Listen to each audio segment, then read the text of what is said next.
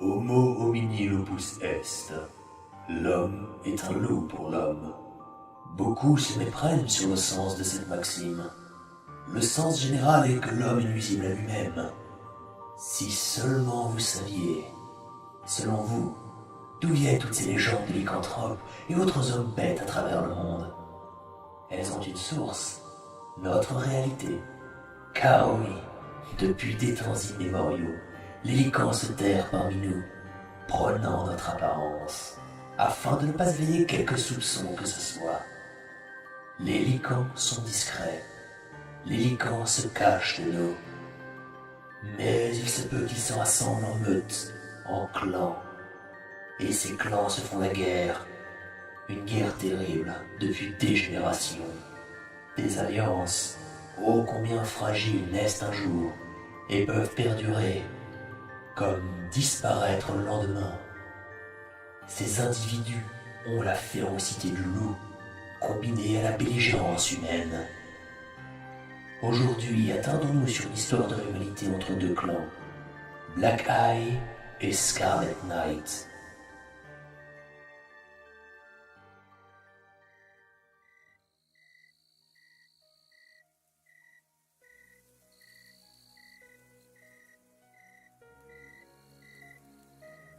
Brrr, on s'épelle ici. Ah, il a plutôt intérêt à venir, sinon... Calme-toi, Edwin. Rappelle-toi, on est ici pour conclure une trêve entre nos deux clans. Alors reprends-toi un peu. Ouais. N'empêche, ma chère Steph, il a quand même plus d'une demi-heure de retard et on est légèrement fin novembre. Et puis nos gars doivent aussi se geler les baloches. Justement, t'es sûr que c'est nécessaire de planquer nos gars un peu partout autour du lieu de rendez-vous? Non, parce qu'on est un peu censé conclure un accord de non-agression entre nos clans. Je peux savoir ce qui te fait rire? Tu me prends vraiment pour un idiot, toi. Pourquoi devrais-je signer une paix éphémère alors que je suis littéralement une araignée qui attend que la pauvre mouche vienne se jeter dans la toile? Non, ne me dis pas que... T'es vraiment comme ton père, toi, avec ton idéal de paix. Et oui, Steph, c'est pour ça qu'on a une vingtaine de lycans du clan Black Eye prêts à sauter sur Ricardo et ses chiens comme des loups affamés sur une pauvre biche sans défense. Dès qu'il arrivera, il sera déjà mort sans le savoir. Putain, non, non, tu peux pas faire ça, c'est... Inhumain? Mais je le sais. Ah, rappelle-toi, Stephanie Hoxton. Nous ne sommes pas humains. Nous sommes des lycans. Une meute de bêtes sauvages. Nous sommes bien au-delà de cette petite morale. Tu n'es qu'un monstre. Et toi, une pauvre métisse qui croit encore à l'espoir d'un monde de paix et de jolies petites fleurs. Laisse-moi te dire une chose. Le conflit fait partie de notre être, Steph. Il y a toujours des vainqueurs et des perdants. Une sorte de jeu d'échecs universel. Alors dis-moi, tu veux perdre comme ton père avant toi? Non. Sage décision. Tiens, on dirait que l'heure du glas a sonné. Le voilà qui arrive seul, comme un idiot. Tiens. Edwin Offersen, seigneur de Black Eye et roi des cabots. Et vous, charmante demoiselle, quel est votre nom? Gardez vos réflexions pour vous, Reyes. Si nous sommes ici, ce n'est pas pour nous injurier. Tiens-toi calme, Steph. Mais bien sûr, l'accord de paix. Où avais-je la tête? Vous ne perdez pas le nord, ma chère Steph, si je peux vous appeler comme ça. Je préférerais que vous m'appeliez Madame Hoxton. Fort bien, très chère Madame Hoxton. Allons droit au but. Votre message stipulait que nous allions signer un accord de paix entre les clans Black Eye et Scarlet Knight. Un pacte de non-agression qui permettrait à nos deux clans de coexister sans trop d'effusion de sang. Oui, c'est bien cela. Aussi, ce message stipulait que nous serions tous les deux seuls, avec seulement un accompagnateur possible. Où voulez-vous en venir, Reyes? Alors pourquoi, Edwin? Pourquoi avoir planqué plusieurs de tes chiens autour du lieu de rendez-vous pour me faire la peau? Quoi? Qu'est-ce que... Eh oui, mon très cher père. Avant de dévoiler tous tes atouts, il faut être assuré que l'adversaire n'a pas de joker. Steve?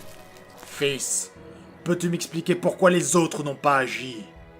Les autres? Ah oui, mes fameux compagnons, qui malheureusement ne pourront plus réellement agir à l'avenir. Bon sang, Steve, tu peux m'expliquer ce qui se passe? Pour faire simple, Tes loups sont morts, Edwin. Quoi? Gwen Morrison? Qu'est-ce que la leader du clan Blood Moon fiche ici? Ah bon sang, mais qu'est-ce qui se passe ici? Vois-tu, Edwin, tu penses toujours avoir un coup d'avance sur moi, mais le truc c'est que je suis une marionnettiste depuis le début. Rappelle-toi, mon très cher père, qui t'a donné l'idée du traquenard envers Ricardo? C'était toi. Alors Steve, tu es... Ah bah enfin, les neurones se connectent. Et oui papa, tu étais tellement enthousiaste à l'idée de vaincre les Scarlet Knight que tu n'imaginais même pas qu'une taupe se trouvait sous ton propre toit. Pourquoi? Hmm? Pourquoi, Steve? Pourquoi tu nous as trahis? C'est simple, dans la vie il y a des vainqueurs et des perdants. C'est ce que je répète toujours, mon père. Mais je le sais depuis plusieurs années déjà. Ce n'était qu'une question de temps avant que Scarlet Knight ne tranche la gorge de Black Eye. Toujours plus nombreux, toujours mieux préparés, toujours supérieurs à nous, en tout point. Pour faire court, j'ai juste choisi le côté des vainqueurs. Afin de neutraliser Black Eye, Steve m'a conseillé l'embuscade inversée. Il savait que son imbécile de père se jetterait la tête la première dans la gueule du loup. Et le clan Blood Moon étant allié à Scarlet Knight, la furtivité de mes loups était de mise pour vous faire tomber. Tiens-toi, Carl. Ne bouge pas. Reste à terre, officier. Tu n'es qu'un chien galeux, fils. Tu devais prendre ma relève. Tu devais mener le clan Black Eye au sommet. Tu es... Inhumain? Eh bien oui, cher père, comme nous tous ici présents. L'aurais-tu oublié? Quant à vous, Madame Hoxton, Quoi? vous avez l'air bien plus futé que ce corneau qui vous sert de chef. Que diriez-vous de changer de vie? Pardon? Eh oui, ma chère Steph, on te le demande. Veux-tu rejoindre Scarlet Knight? Veux-tu rejoindre le camp des vainqueurs? Putain, Steph, non! Je suppose que vous savez vous en servir. Oui, Steph, mais bon sang, mais que fais-tu? je ne sais pas. Je ne suis plus sûre de rien. Peut-être que je suis ton conseil, Edwin. Quoi? Je ne perdrai pas, comme a perdu mon père. Je choisis de gagner, en laissant tomber mes idéaux de paix. Si je dois vivre dans le conflit, alors autant rejoindre le bon camp.